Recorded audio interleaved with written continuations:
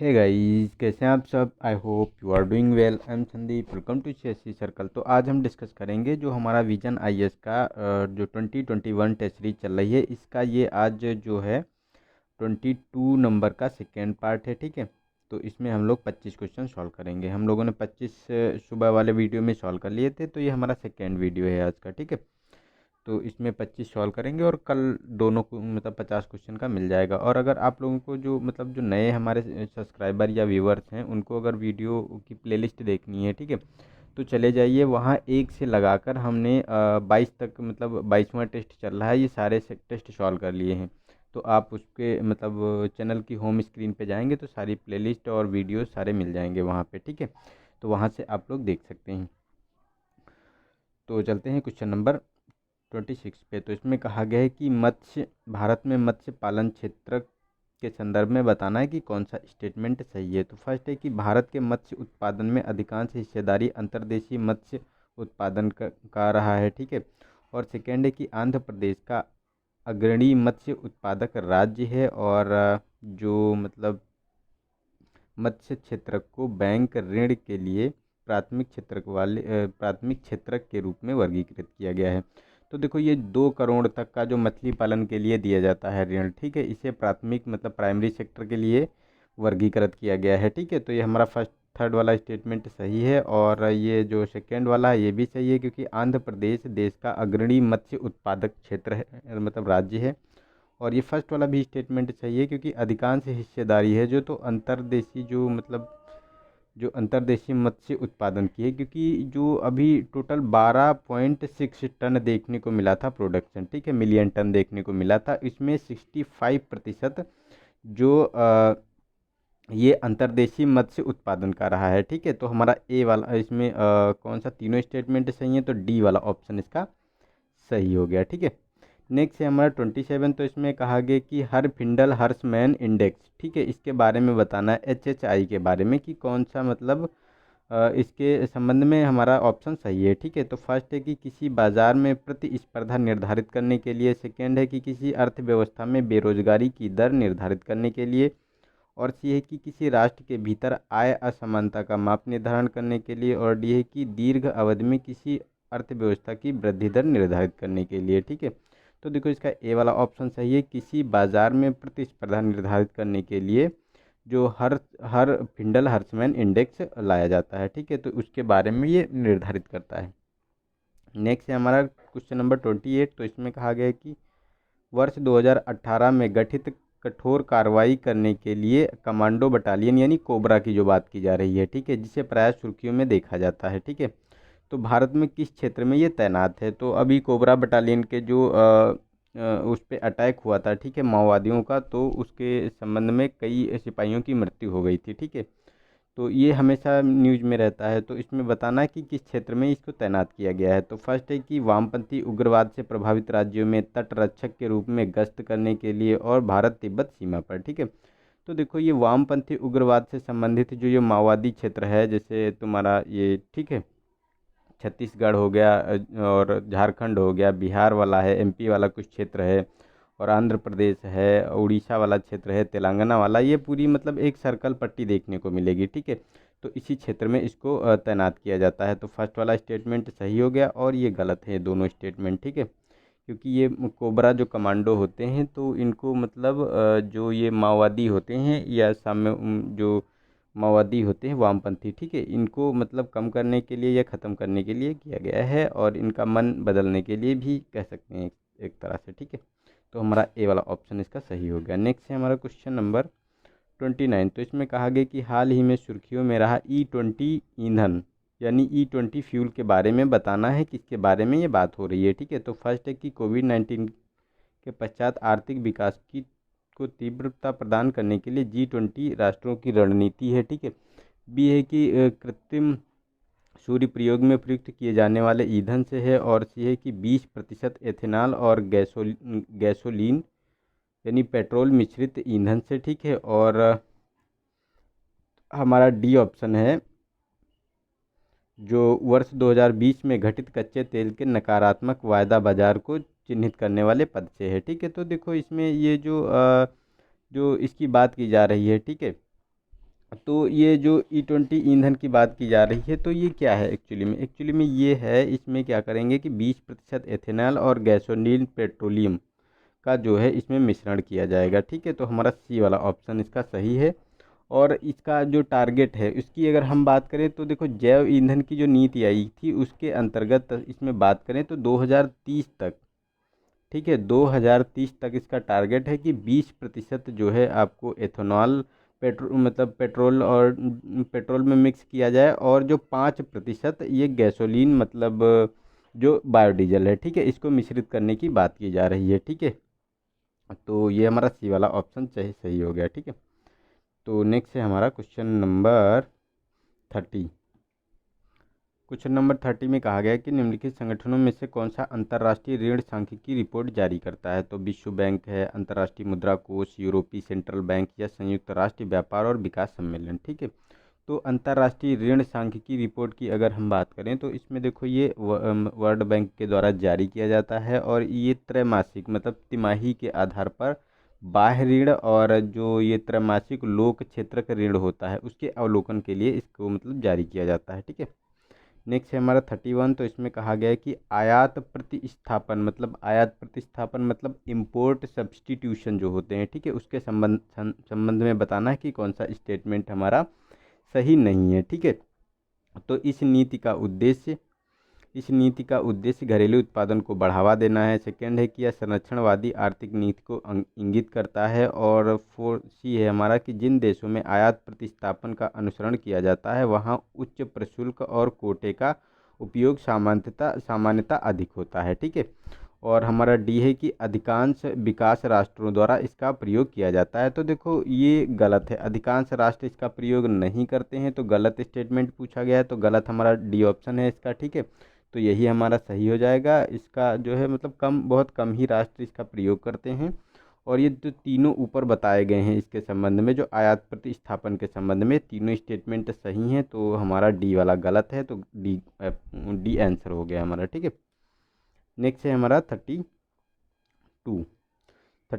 तो इसमें कहा गया कि खुले बाजार बिक्री योजना यानी ओपन मार्केट जो सेल स्कीम होती है, ठीक है, उसके बारे में हमको बताना है। तो फर्स्ट है कि इस योजना के तहत national commodity and derivative exchange limited के मंच का उपयोग करके भारतीय खाद्य निगम एक मासिक नीलामी का आयोजन करती है। ठीक है, सेकेंड है कि खाद्यान्न खरीद हेतु व्यवस्था केवल निजी व्यापारियों के लिए, राज्य सरकारें इस योजना का लाभ प्राप्त नहीं कर सकती। ये कह रहे हैं कि केवल निजी जो व्यापारी हैं उन्हीं के लिए ये योजना है। ठीक है, हमारा थर्ड स्टेटमेंट है कि वर्तमान में इस योजना के तहत लगभग सभी प्रमुख खाद्यान्न खुले बाजार में बिक्री के लिए नीलाम किए जाते हैं। तो ये देखो सभी जो कहा गया है कि सभी प्रमुख खाद्यान्न खुले बाजार के लिए, तो नहीं, ये गलत स्टेटमेंट है। ये क्या हुआ है कि जो ये लॉकडाउन पिछले साल 2020 में लगाया गया था कोविड-19 के चलते, ठीक है, उसी समय ये स्कीम लाई गई थी। और इस स्कीम के अंतर्गत जो FCI होती है, फूड कॉरपोरेशन ऑफ इंडिया, तो इससे क्या था कि ये जो गेहूं और चावल के लिए ये जो खुले बाजार में बिक्री के लिए नीलाम किए जाते थे। ठीक है, तो उसके लिए ये योजना थी। और इसमें जो NGO हैं या जो तुम्हारे सरकारी इंस्टीट्यूशन हैं या ये सरकारें हैं, तो ये लोग वहाँ से गेहूं चावल खरीद सकती थी। ठीक है, और ये कहा गया है कि मासिक नीलामी है, तो नहीं, मासिक नहीं, एक सप्ताह के लिए ये नीलामी की गई थी। तो ये हमारा फर्स्ट वाला भी स्टेटमेंट गलत हो गया, और ये सेकेंड वाला भी गलत हो गया। और इसमें राज्य सरकार केवल निजी को बोला गया, तो ये भी गलत है, क्योंकि राज्य सरकारें भी इसमें पार्टिसिपेट कर सकती थी। ठीक है, राज्य और संघ राज्य सरकारें दोनों। ठीक है, तो ये तीनों स्टेटमेंट गलत हैं, तो हमारा डी वाला इस ऑप्शन सही है, इसका कोई भी सही नहीं है। ठीक है, नेक्स्ट है हमारा 33। तो इसमें कहा गया है कि कौन से वनस्पति तेल के प्राथमिक स्रोत हैं। तो सरसों है, नारियल है, मूंगफली है, ताड़ का तेल है, सोयाबीन है। तो अगर सरसों इसके अगर ऑयल के वनस्पति तेल के प्राथमिक सोर्स के रूप में देखें तो सरसों का इस्तेमाल किया जाता है। ठीक है, मूंगफली है, तुम्हारा सोयाबीन है। ठीक है, लेकिन ये नारियल और ताड़ का तेल है, इसको जो द्वितीयक स्रोत वनस्पति तेल के स्रोत के रूप में देखा जाता है। ठीक है, तो हमारा 1, 3 और 5 स्टेटमेंट सही है, तो हमारा ए वाला ऑप्शन इसका सही हो गया।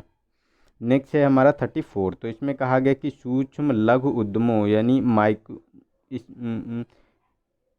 माइक्रो स्मॉल जो इंटरप्राइजेज हैं उसके बारे में हमको बताना है। ठीक है, तो फर्स्ट है कि ऐसा उद्यम जहां संयंत्र और मशीनरी में कुल निवेश 10 करोड़ से अधिक ना हो उसे सूक्ष्म उद्यम के रूप में परिभाषित किया जाता है। ठीक है, सेकेंड है कि प्रत्येक केंद्रीय मंत्रालय में सार्वजनिक क्षेत्र के उपक्रम के लिए कम से कम 50% खरीद सूक्ष्म एवं लघु उद्यम क्षेत्रकों से करना अनिवार्य है। और थर्ड है कि भारत में कुछ वस्तुएं अनन्य रूप से सूक्ष्म और लघु उद्यम क्षेत्र के द्वारा उत्पादन के लिए आरक्षित हैं। तो ये गलत स्टेटमेंट है। अब जो है इंडिया में कोई भी इसके लिए आरक्षित नहीं रह गई है मद। पहले इसमें हुआ करती थी 2015 से पहले। ठीक है, लेकिन अब इसे ख़त्म कर दिया गया है। और इसमें जो कहा गया है कि जो पब्लिक सेक्टर के जो ये होते हैं, ठीक है, तो ये सूक्ष्म और लघु उद्यम से 50% नहीं 25% के लिए अनिवार्य होते हैं इनको खरीदना। ठीक है, तो ये भी हमारा स्टेटमेंट गलत हो गया। और बात करें कि ये फर्स्ट वाला, तो फर्स्ट वाला भी गलत है, क्योंकि जो जो हमारा ऐसा उद्यम संयंत्र जहां मशीनरी में कुल 10 करोड़ के निवेश की बात की जा रही है, तो नहीं, 10 करोड़ का निवेश इसमें नहीं किया जाता। इसमें क्या होता है, जो ये हमारे सूक्ष्म उद्यम होते हैं इसमें 1 करोड़ का निवेश होता है और 5 करोड़ तक का कारोबार इसमें शामिल होता है। ठीक है, तो ये भी हमारा स्टेटमेंट गलत हो गया। तो सारे गलत हैं और गलत ही पूछा गया है। इसमें कौन से गलत स्टेटमेंट है, तो तीनों के तीनों गलत हैं, तो हमारा डी वाला ऑप्शन सही हो गया। ठीक है, नेक्स्ट है हमारा 35। तो इसमें कहा गया है कि निम्नलिखित कथनों पर विचार कीजिए। तो फर्स्ट है कि भारतीय बंदरगाहों का विकास सार्वजनिक क्षेत्र के लिए आरक्षित है। सेकेंड है कि भारतीय बंदरगाह देश के कुल व्यापार के लगभग 95% भाग का संचालन करते हैं। ठीक है, तो देखो सेकेंड स्टेटमेंट तो सही है कि भारतीय बंदरगाह जो हैं वो देश के जो कुल व्यापार का 95% भाग का संचालन करते हैं। लेकिन ये कहा गया है कि इसका विकास सार्वजनिक क्षेत्र के लिए आरक्षित है, तो ये गलत है। ये सार्वजनिक और निजी क्षेत्र दोनों इसमें मतलब इनका विकास कर सकते हैं जो पोर्ट्स होते हैं। ठीक है, तो ये गलत हो गया। तो हमारा सेकेंड स्टेटमेंट सही है, तो बी वाला ऑप्शन सही हो गया। ठीक है, नेक्स्ट है 36। तो इसमें कहा गया कि राष्ट्रीय इलेक्ट्रॉनिक नीति 2019 के अंतर्गत सृजित सॉवरेन पेटेंट फंड के संदर्भ में बताना है कि कौन सा स्टेटमेंट सही है। तो फर्स्ट है कि यह इलेक्ट्रॉनिक प्रणाली प्रारूप एवं विनिर्माण क्षेत्र में पेटेंट आवेदनों के लिए लाइसेंस शुल्क उपार्जित करने हेतु सृजित एक कोष है। ठीक है, सेकेंड है कि इलेक्ट्रॉनिक प्रणाली प्रारूप विनिर्माण क्षेत्र में स्टार्टअप को लाभ प्रदान करने के लिए बौद्धिक संपदा का विकास और अधिग्रहण को बढ़ावा देने हेतु सृजित कोष है। ठीक है, और हमारा सी है कि यह पेटेंट से संबंधित कानूनों के विवादों के निपटान के लिए सृजित कोष है। और हमारा डी है कि यह पेटेंट अधिकारों के उल्लंघन से संबंधित जुर्माने को उपार्जित करने हेतु जो सृजित एक कोष है। ठीक है, तो इसके बारे में हमको बताना है कि कौन सा स्टेटमेंट सही है। तो देखो अगर हम बात करें तो इसमें जो इसके ये जो सॉवरेन जो सृजित सॉवरेन पेटेंट की बात की जा रही है, तो इसके संबंध में हमारा बी वाला ऑप्शन सही है, क्योंकि यह इलेक्ट्रॉनिक प्रणाली प्रारूप विनिर्माण क्षेत्र में स्टार्टअप को लाभ प्रदान करने के लिए बौद्धिक संपदा के विकास और अधिग्रहण को बढ़ावा देने हेतु सृजित किया गया एक कोष है। ठीक है, तो हमारा बी वाला ऑप्शन इसका सही हो गया। नेक्स्ट है हमारा क्वेश्चन नंबर 37। तो इसमें कहा गया कि हाल ही में अधिसूचित राष्ट्रीय स्टार्टअप सलाहकार परिषद के संदर्भ में निम्नलिखित कथनों में से कौन सा सही है। ठीक है, तो फर्स्ट है कि इस राष्ट्रीय स्टार्टअप सलाहकार परिषद की अध्यक्षता वाणिज्य एवं उद्योग मंत्री द्वारा की जाएगी। और सेकेंड है कि यह सार्वजनिक क्षेत्र वितरण में सुधार लाने के उद्देश्य से नवाचार अपनाने में सार्वजनिक संगठनों की सहायता हेतु उपाय सुझाएगी।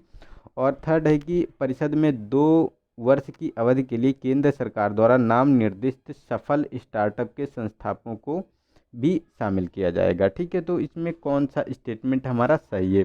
तो देखो तीनों स्टेटमेंट सही हैं। जो ये अधिसूचित राष्ट्रीय स्टार्टअप सलाहकार परिषद आई है, इसमें तीनों के तीनों ये मतलब चीज़ें शामिल हैं।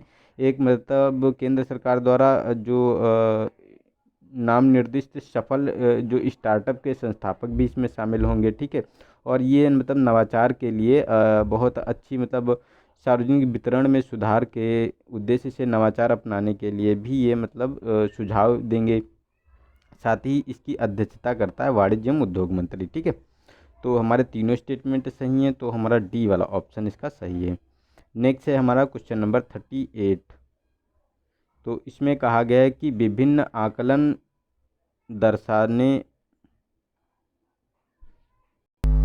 विभिन्न आकलन दर्शाते हैं कि पंजाब में किसानों द्वारा धान के लगभग 80% अवशेष जला दिए जाते हैं। तो धान के अवशेषों के निम्नलिखित में से कौन से संभावित उपभोग हो सकते हैं? ठीक है, तो मशरूम की कृषि, कागज़ और लुगदी बोर्ड, बायोगैस यानी अवायवीय विघटन या संपाचन, और जैव डीजल। ठीक है, तो देखो ये जो अवशेष होते हैं, ठीक है, फसलों से, इनके से हम मशरूम की खेती भी कर सकते हैं, कागज़ और लुगदी बोर्ड का निर्माण हो सकता है, बायोगैस में इस्तेमाल हो सकते हैं, और मतलब जो जैव डीजल होता है, ठीक है, उसको बनाने में भी हम इस्तेमाल कर सकते हैं। ठीक है, तो चारों स्टेटमेंट सही हैं, तो हमारा डी वाला ऑप्शन इसका सही है। ठीक है, नेक्स्ट है 39। इसमें कहा गया है कि निम्नलिखित इकाइयों को उनकी विद्युत उत्पादन क्षमता के अवरोही क्रम में व्यवस्थित कीजिए। तो निजी क्षेत्रक है, केंद्रीय क्षेत्रक है, राज्य क्षेत्रक है। ठीक है, तो जो विद्युत उत्पादन की क्षमता की बात करें तो निजी क्षेत्रक की अगर बात करें तो ये लगभग 47%, ठीक है, इसका हिस्सा होता है। और अगर हम बात करें केंद्रीय क्षेत्रक की तो ये 25% होता है इसका परसेंटेज। ठीक है, और राज्य क्षेत्र की बात करें तो इसका 28% देखने को मिलता है। ठीक है, तो अगर इसको हम अवरोही क्रम में यानी मतलब घटते क्रम में बात करें तो निजी क्षेत्र पहले आएगा हमारा, नहीं अवरोही क्रम है तो ये मतलब बढ़ते क्रम में हम लगाएंगे इसको। ठीक है, तो सबसे पहले देखो हमारा केंद्रीय क्षेत्र का आएगा तो 2, 3 और 1 होना चाहिए, 2, 3, 1, तो हमारा पहला ए ही ऑप्शन सही हो गया। ठीक है, ए ऑप्शन सही है इसका। नेक्स्ट है हमारा 40। तो इसमें कहा गया कि निम्नलिखित पर विचार कीजिए। तो कृषि है, मूल्य स्थिरता है, विद्युत है, परिवहन है। तो उपयुक्त में से प्रथम पंचवर्षीय योजना किन पर केंद्रित थी? ठीक है, तो ये बताना है आपको। तो देखो प्रथम जो पंचवर्षीय योजना आई थी वो कृषि पे, और कृषि, मूल्य स्थिरता, विद्युत और जो ये परिवहन था, इन 4 चीज़ों पे केंद्रित थी। ठीक है, तो ये चारों स्टेटमेंट सही है, तो हमारा डी वाला ऑप्शन सही हो गया। और आप लोगों के लिए आज का क्वेश्चन है कि ये प्रथम पंचवर्षीय योजना का टाइम ड्यूरेशन मतलब कब से कब तक था। ठीक है, तो वो आप लोगों को बताना है। नेक्स्ट है हमारा 41। तो इसमें कहा गया है कि प्रवासी पक्षी आमूर फाल्कन के संदर्भ में बताना है कि कौन सा स्टेटमेंट सही है। तो फर्स्ट है कि ये विश्व के सबसे लंबी दूरी यात्रा तय करने वाला प्रवासी पक्षी है और राजस्थान को विश्व की फाल्कन राजधानी माना जाता है। इसकी IUCN स्थिति गंभीर रूप से संकटग्रस्त है। तो देखो ये IUCN की जो रेड लिस्ट है, इसे रेड लिस्ट होती है, उसमें जो ये फाल्कन अमूर फाल्कन पक्षी है इसे लीस्ट कंसर्न की कैटेगरी में रखा गया है। ठीक है, तो ये गलत हो गया है हमारा। और ये राजस्थान को विश्व की फाल्कन राजधानी नहीं माना जाता, ये नागालैंड जो पूर्वोत्तर राज्य है नागालैंड का। ठीक है, तो नागालैंड को फाल्कन सिटी के नाम से जाना जाता है। और ये विश्व के सबसे लंबी दूरी यात्रा करने वाले होते हैं, तो ए वाला ऑप्शन हमारा सही है। ठीक है, क्योंकि ये क्या करते हैं कि जो ये चाइना और रसिया से आते हैं, चाइना का जो ये क्षेत्र देखने को मिलेगा, जो उत्तर पूर्वी क्षेत्र है चाइना का, और रसिया का दक्षिण पूर्वी क्षेत्र है, वहाँ से 29,000 किलोमीटर की दूरी तय कर ये इंडिया में मतलब नागालैंड, असम वाले क्षेत्र में ये देखने को मिलते हैं। ठीक है, तो नागालैंड में सबसे ज़्यादा आते हैं, तो इनको संरक्षित करने के लिए नागालैंड को मतलब ये फाल्कन राजधानी घोषित किया गया है। ठीक है, तो हमारा ए वाला ऑप्शन इसका सही है। नेक्स्ट है हमारा क्वेश्चन नंबर 42। तो इसमें कहा गया कि उत्तर पूर्वी क्षेत्र विद्युत प्रणाली सुधार परियोजना के बारे में कौन सा स्टेटमेंट हमारा सही है। ठीक है, तो फर्स्ट है कि इसे भारत के सभी उत्तर पूर्वी राज्यों में लागू किया जा रहा है और इसे पावर ग्रिड के माध्यम से लागू किया जा रहा है, जो विद्युत मंत्रालय के अधीन एक सार्वजनिक क्षेत्र का उपक्रम है, और इसे जापान अंतर्राष्ट्रीय सहयोग एजेंसी की सहायता से वित्त पोषित किया जाएगा। तो देखो ये गलत है, ये जापान की जो कंपनी है इसके द्वारा वित्त पोषित नहीं किया जा रहा है। इसमें 50% जो फाइनेंसिंग की जा रही है वह वर्ल्ड बैंक के द्वारा की जा रही है, और 50% इंडियन गवर्नमेंट इसमें पार्टिसिपेट करेगी। ठीक है, तो ये तो हमारा गलत हो गया स्टेटमेंट। सेकेंड हमारा सही है, क्योंकि इसमें जो कहा गया है कि इसे पावर ग्रिड के माध्यम से लागू किया जा रहा है, जो विद्युत मंत्रालय के अधीन एक सार्वजनिक क्षेत्र का उपक्रम है। लेकिन फर्स्ट वाला भी स्टेटमेंट गलत है, क्योंकि उत्तर पूर्व राज्य के सभी राज्य नहीं शामिल हैं इसमें। जो शामिल हैं वो 6 राज्य शामिल हैं इसमें। असम है, त्रिपुरा है, मणिपुर है, मिजोरम है, मेघालय है और नागालैंड को शामिल किया गया है इसमें। ठीक है, तो हमारा सेकेंड स्टेटमेंट इसका सही हो गया, तो बी वाला ऑप्शन इसका सही है। ठीक है, नेक्स्ट है हमारा क्वेश्चन नंबर 43। तो इसमें कहा गया है कि सार्वजनिक निजी भागीदारी के संकर जो वार्षिक मॉडल यानी हाइब्रिड एनुअल मॉडल है। ठीक है, हाइब्रिड एन्युटी मॉडल, तो उसके बारे में बताना है कि कौन सा हमारा स्टेटमेंट सही है। तो फर्स्ट है कि यह एक साझेदारी है जिसमें अवसंरचना परियोजना की कुल लागत सरकार द्वारा वहन की जाती है। सेकेंड है कि मॉडल के तहत परियोजना के निर्माण के लिए उत्तरदायी निजी इकाई को अपने निवेश की वसूली के लिए टोल एकत्र करने की अनुमति होती है। तो ये गलत है, ये निजी इकाई टोल नहीं एकत्र करता। निजी इकाई क्या करता है कि उस मॉडल को बना के दे देता है और वो जो टोल होता है एकत्र करने का काम होता है वो इंडियन गवर्नमेंट के द्वारा भारतीय राजमार्ग प्राधिकरण करता है। ठीक है, तो ये गलत है। और जो ये पहला स्टेटमेंट है ये भी हमारा गलत है, क्योंकि इसमें जो कुल लागत सरकार वहन नहीं करती, इसका 40% जो है ये सरकार वहन करती है, बाकी 60% इक्विटी द्वारा इसे मतलब इकट्ठा किया जाता है। ठीक है, तो ये दोनों स्टेटमेंट इसके गलत हैं, तो हमारा डी वाला ऑप्शन इसका सही है। ठीक है, नेक्स्ट है 44। तो इसमें कहा गया कि प्रधानमंत्री मुद्रा योजना के बारे में निम्नलिखित कथनों पर विचार कीजिए, कौन सा स्टेटमेंट सही है। ठीक है, तो फर्स्ट है 10 लाख रुपए तक का संपार्श्विक मुक्त ऋण प्रदान करती है और कृषि के साथ साथ गैर कृषि क्षेत्र दोनों ऋण के पात्र हैं। और थर्ड है कि ऋण केवल सार्वजनिक क्षेत्र के बैंकों और क्षेत्रीय ग्रामीण बैंकों द्वारा दिए जाते हैं। ठीक है, तो ये गलत है स्टेटमेंट, क्योंकि इसमें जो सार्वजनिक क्षेत्र के बैंक और जो क्षेत्रीय ग्रामीण बैंक है, इसके साथ जो है तुम्हारा जो NBFCs होते हैं, माइक्रो फाइनेंस इंस्टीट्यूशंस होते हैं और स्मॉल फाइनेंस बैंकिंग जो होती है, ठीक है, इनके द्वारा ये मतलब भी इसमें मतलब किया जाता है। ठीक है, मतलब ऋण दिया जाता है। और इसमें जो ये कहा गया है सेकेंड वाला स्टेटमेंट कृषि एवं गैर कृषि दोनों क्षेत्रों के लिए, तो ये भी हमारा गलत स्टेटमेंट है। ये भी हमारा गलत स्टेटमेंट है। और फर्स्ट वाला जो कहा गया कि 10 लाख रुपए तक का संपार्श्विक ऋण मुक्त ब्याज दिया जाता है, तो ये सही है हमारा। ठीक है, इसमें क्या होता है कि 50,000 जो 3 कैटेगरी में लोन दिया जाता है, उसमें 50,000 शिशु और किशोर जो होता है उसे 5 लाख तक, और जो तरुण होता है, ठीक है, शिशु किशोर तरुण, तो उसे 10 लाख रुपए का संपार्श्विक मुक्त ब्याज दिया जाता है। ठीक है, तो 3 कैटेगरी इसमें होती हैं, तो हमारा ए वाला ऑप्शन इसका सही हो गया। नेक्स्ट है 45। तो इसमें कहा गया है कि निम्नलिखित स्रोतों को देश में वाणिज्यिक ऊर्जा खपत में उनके संबंध मतलब वाणिज्यिक ऊर्जा खपत में उनके संबंधित योगदान के संदर्भ में अवरोही क्रम में लिखना है। ठीक है, तो कोयला है मतलब घटते क्रम में लिखना है इस तरह से। तो कोयला है, तेल है, प्राकृतिक गैस है, जल विद्युत ऊर्जा है। तो इसमें कोयला का अगर बात करें इसमें, ठीक है, तो कोयला की बात करें तो इसकी 54% भागीदारी आपको देखने को मिलेगी जो वाणिज्यिक ऊर्जा खपत में है। ठीक है, और तेल की अगर हम बात करें तो 32% देखने को मिलेगी, और प्राकृतिक गैस की बात करें तो इसमें लगभग 10% है, और जल विद्युत की बात करें तो 2% इसका भाग है। ठीक है, तो इसमें कोयला, तेल और प्राकृतिक गैस और तो हमारा 1, 2, 3 और 4 तो हमारा क्रम से लगे ही हुए हैं। ठीक है, तो हमारा ए ऑप्शन सही हो गया इसका। नेक्स्ट है हमारा 46। इसमें कहा गया है कि भुगतान संतुलन के संदर्भ में निम्नलिखित कथनों पर विचार कीजिए। तो फर्स्ट है कि एक देश के भुगतान संतुलन को साम्य अवस्था में कहा जाता है जब चालू खाता घाटा पूंजी खाता घाटा द्वारा संतुलित होता है। सेकेंड है कि एक स्वैत अंतर्राष्ट्रीय आर्थिक लेन देन को भुगतान संतुलन अवस्था से स्वतंत्र रखा जाता है। ठीक है, तो देखो सेकेंड स्टेटमेंट इसका सही है, क्योंकि एक स्वैत अंतर्राष्ट्रीय आर्थिक लेन देन को भुगतान संतुलन से स्वतंत्र रखा जाता है, तो ये तो हमारा सही है। लेकिन फर्स्ट वाला स्टेटमेंट गलत है, क्योंकि भुगतान संतुलन की जो साम्य अवस्था होती है इसमें क्या होता है कि जो व्यापार होता है मतलब जो बैलेंस ऑफ पेमेंट होता है वो शून्य होना चाहिए, मतलब ना तो उस पर कोई अधिशेष होना चाहिए और ना ही उस पर कुछ मतलब वो मतलब बैलेंस ऑफ पेमेंट डिफिसिट में होना चाहिए, तभी इसकी ये साम्य अवस्था देखी जाती है। और इसके लिए आवश्यक एक मापदंड है कि आपके पास विदेशी मुद्रा भंडार स्थिर होना चाहिए, तभी ये सिचुएशन हो पाएगी। ठीक है, तो फर्स्ट वाला गलत हो गया, सेकेंड स्टेटमेंट हमारा सही है। ठीक है, नेक्स्ट है 47। तो इसमें कहा गया कि निम्नलिखित में से किसे उपेक्षित उष्ण कटिबंधीय रोगों के रूप में जाना जाता है। तो डेंगू है, कालाजार है, रेबीज है, स्वाइन फ्लू है, कुष्ठ रोग है।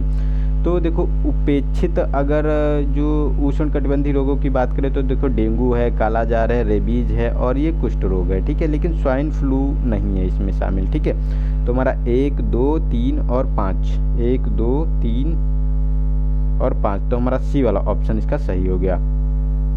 ठीक है। और जो ये स्वाइन फ्लू था, तो स्वाइन फ्लू एक संक्रामक रोग है, तो ये इसको क्या देखने को मिलेगा, ये वायरस द्वारा फैलता है और ये 2009 में इसके द्वारा मतलब पैंडेमिक घोषित किया गया था। ये मतलब बहुत वैश्विक स्तर पर फैल गया था, ठीक है। तो इसीलिए ये इस समय पैंडेमिक लगाया गया है। तो ऐसे क्वेश्चन निकल के आ रहे हैं, तो इससे पहले ये भी पूछा जा सकता है कि इससे पहले भी कभी पैंडेमिक महामारी, ये मतलब पैंडेमिक इमरजेंसी देखी गई थी, तो ये इस तरह से स्टेटमेंट बन सकते हैं, ठीक है। तो इसको थोड़ा सा आप लोग ध्यान रखना। नेक्स्ट है 48। तो इसमें कहा गया कि निम्नलिखित में से कौन से मुद्रा स्वैप के लाभ हैं। तो यह विनिमय दर से संबंधित जोखिम के प्रति सुरक्षा प्रदान करता है, यह मुद्रा की प्रवृत्ति का अनुमान लगाने के लिए उपयोग किया जाता है, यह विदेशी मुद्रा में ऋण देने की लागत को कम करता है, ठीक है। तो ये देखो तीनों स्टेटमेंट सही है, क्योंकि ये जो करेंसी स्वैप एग्रीमेंट होता है इसका काम ही यही होता है, ठीक है, कि विनिमय दर के जोखिम के प्रति सुरक्षा प्रदान करे, अनुमान मतलब जो मुद्रा की प्रवृत्ति का अनुमान लगाने में उपयोग किया जाता है, मुद्रा के जो विदेशी भंडार में ऋण लेने की लागत को कम करता है, ठीक है। तो ये तीनों स्टेटमेंट सही है, तो हमारा सी वाला ऑप्शन सही हो गया। और ये अभी जो करेंसी स्वैप एग्रीमेंट है जापान के साथ, इंडिया का करेंसी स्वैप एग्रीमेंट है कि अगर कोई भी जोखिम होगा तो वो हमारा पैसा लेके, ठीक है। होता क्या है ये, मतलब जो करेंसी स्वैप एग्रीमेंट, तो इसमें होता है कि जैसे जापान के साथ हम लोगों ने कर रखा है, तो जापान को हम पैसे देके, जब हमें डॉलर की कमी हो, ठीक है, हमारे पास जो हम पेमेंट करें, जो मतलब हमारे पास जैसे मुद्रा भंडार कम हो जाए, ठीक है, हमको पेमेंट करना है हमारे व्यापार के लिए, तो हम क्या करेंगे, जापान को अपना रुपए की करेंसी दे देंगे और डॉलर के फॉर्म में करेंसी ले लेंगे, या मतलब कोई भी हार्ड करेंसी ले लेंगे, उसके माध्यम से हम बैलेंस जो व्यापार है उसमें हम पैसा मतलब जो उनको मतलब पेमेंट कर सकते हैं, ठीक है। तो उसका मतलब इन जापान का हमारे रुपए पे भरोसा है, इसीलिए उसने ऐसा किया है, ठीक है। तो आपातकालीन स्थिति में इसको यूज़ किया जाता है। नेक्स्ट है हमारा 49। तो इसमें कहा गया कि भारत में जो संशोधित प्रौद्योगिकी उन्नयन निधि योजना यानी एटप्स अर्थव्यवस्था के संदर्भ में बताना है कि किस क्षेत्र से संबंधित है। तो पशुपालन से है, उद्योग से, वस्त्र उद्योग से, मत्स्य पालन से है या खनन से है, ठीक है। तो ये वस्त्र उद्योग से संबंधित है और इसे जो लॉन्च किया गया था 1999 में, ठीक है, इसी कपड़ा उद्योग को प्रमोट करने के लिए, और इसे 2015 में फिर से संशोधन किया गया है, ठीक है। तो इसमें कुछ और प्रोविज़न जोड़े गए हैं, तो इसी के लिए न्यूज़ में थी।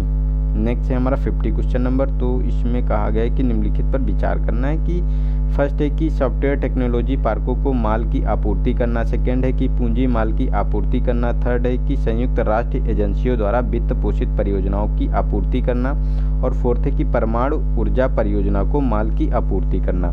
तो देखो चारों जो स्टेटमेंट हैं ये मान्य निर्यात के रूप में वर्गीकृत किए जा चुके हैं, ठीक है। तो इनको मान्यता दी जा चुकी है, तो चारों के चारों हमारे स्टेटमेंट ये सही हैं, ठीक है। तो हमारा जो डी ऑप्शन इसका सही हो गया। तो हम लोगों ने आज ये 50 क्वेश्चन तक सॉल्व कर लिया है, ठीक है। आगे कल मिल जाएंगे ये दोनों आपको, मतलब कल पूरा टेस्ट हमारा कंप्लीट हो जाएगा ये वाला, ठीक है। तो आई होप आप लोगों को वीडियो अच्छा लगा हो, तो इसे लाइक वाइक कर दीजिए मन करे तो, ठीक है। बाकी मिलते हैं कल आप लोगों से मॉर्निंग में। आज के लिए नमस्कार, जय हिंद, जय भारत।